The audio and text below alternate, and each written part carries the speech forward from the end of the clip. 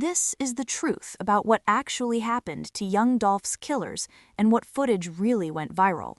There's been a lot of confusion online about leaked videos showing the convicted murderer getting beaten up in jail, but the reality is quite different from what's circulating on social media. We're going to separate fact from fiction and tell you the complete, verified story of one of hip-hop's most tragic murders and what happened to the people responsible. November 17, 2021, started like any other day for Adolph Robert Thornton Jr., the rapper known as Young Dolph, who'd come home to Memphis for a Thanksgiving turkey giveaway. The 36-year-old stopped at Makeda's homemade butter cookies on Airways Boulevard, his favorite spot in the city, and that simple decision cost him everything. Two masked gunmen tailed him in a stolen white Mercedes-Benz, circled the block once, parked behind the store, and opened fire through the windows in broad daylight. 22 bullets hit Young Dolph, with only 4 passing through his body, and when the medical examiner did the autopsy, they found 3 more bullets already lodged inside him from a Hollywood shooting years before. Violence had stalked this man for a long time. Young Dolph's brother was there that day and fired back at the attackers, managing to hit one of the shooters, but the damage was done. Young Dolph died right there at the scene. Justin Johnson, who went by Straight Drop, was 23 when he pulled the trigger alongside 32-year-old Cornelius Smith, Jr. That white Mercedes-Benz they drove wasn't just stolen, it came from a carjacking 5 days earlier on November 12, 2021 in Covington, Tennessee, where a woman named Anita Wilson lost her life. Court testimony later revealed what happened next, and it's chilling.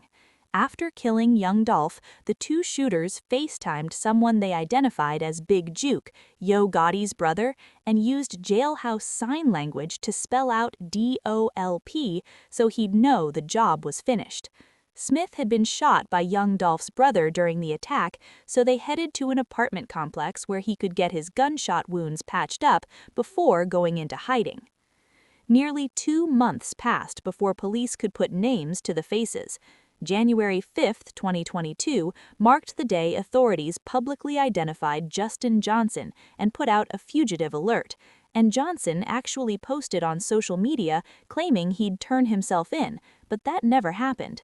What he did instead was release a music video for his song Trackhawk while evading capture, which takes a certain kind of nerve.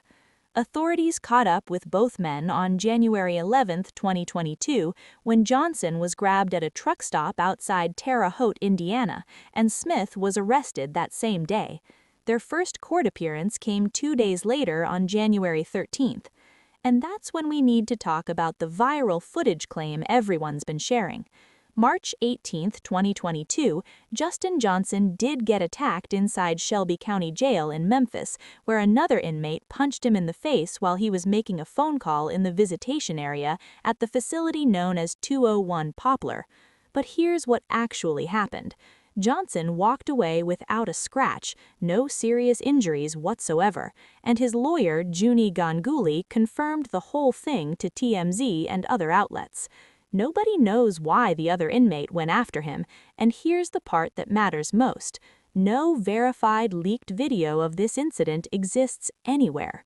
The assault happened in March 2022, not recently, and despite whatever you're seeing circulate online, no legitimate footage of Johnson getting beaten up has ever surfaced.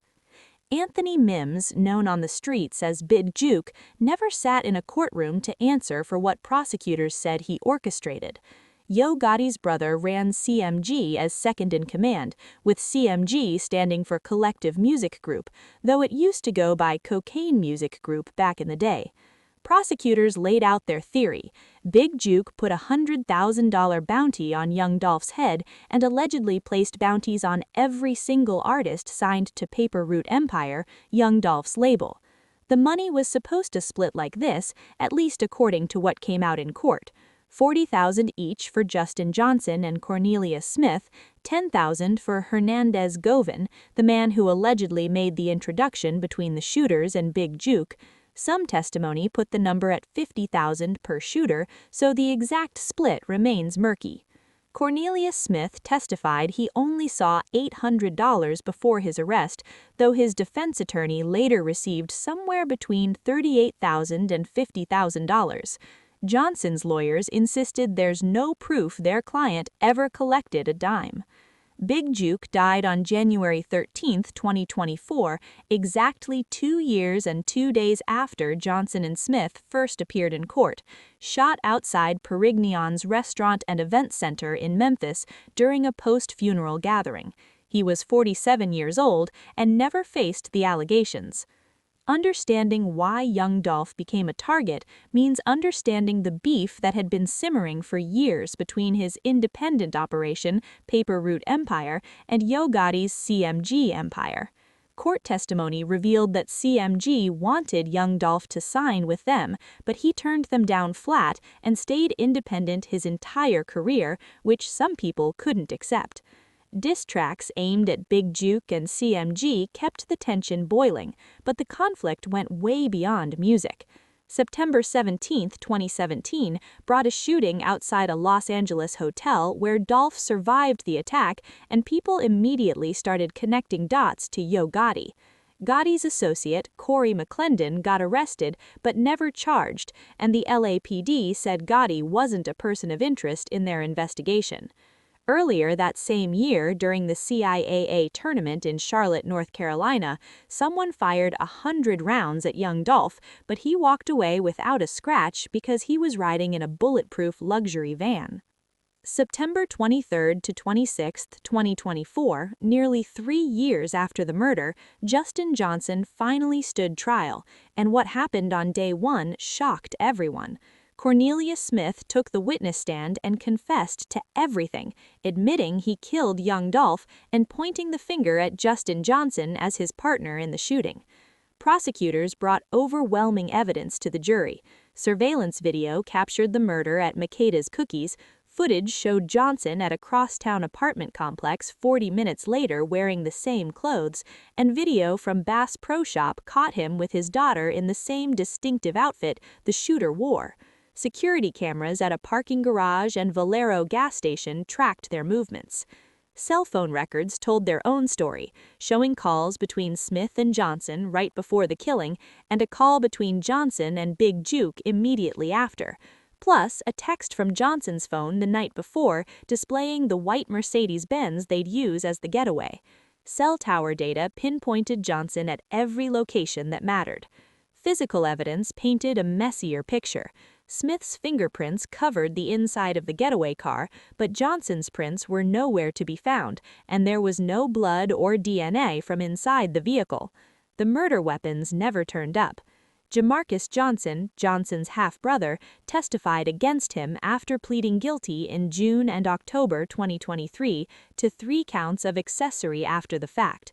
Jamarcus helped the shooters communicate by cell phone while they were running from police, took possession of Johnson's phone, and kept posting to social media pretending Johnson was somewhere else entirely. Just under 4 hours of deliberation, and the jury came back with guilty verdicts on September 26, 2024. Johnson got convicted on every count: first-degree murder, conspiracy to commit murder, and being a felon in possession of a firearm, which wasn't surprising given his 5 prior felonies, including 3 aggravated assault convictions. Life in prison came down that same day for the murder charge. November 1, 2024, brought an additional 35 years for conspiracy and 15 more for the firearm charge, with some sentences running at the same time, which means he'll serve at least 51 years before parole becomes even a possibility. Johnson's lawyers filed for a new trial on October 25, 2024, got a hearing scheduled for December 12, 2024, but the judge shot down the notion on January 14, 2025. Cornelius Smith Jr. faces charges of first-degree murder, conspiracy to commit murder, and attempted first-degree murder, entered a not guilty plea, and as of late 2024 still had no trial date set despite confessing and testifying against Johnson. Hernandez Govan, the 45-year-old accused of setting everything in motion and linking the shooters with Big Juke, got a completely different result. 9 months behind bail passed before he made $90,000 bond. His trial got scheduled for July 28, 2025, and on August 21, 2025, a jury found him not guilty and sent him home. Jamarcus Johnson, the half-brother who helped with the escape, is looking at 6 to 12 years for his guilty plea and was out on $25,000 bond as of late 2024 while waiting for sentencing. Young Dolph built something special as an independent artist, starting with his 2008 mixtape Paper Route Campaign and dropping his debut album King of Memphis in 2016. 7 studio albums came during his lifetime, 3 hit the Billboard 200 Top 10, and his 2020 release, Rich Slave, climbed all the way to number 4.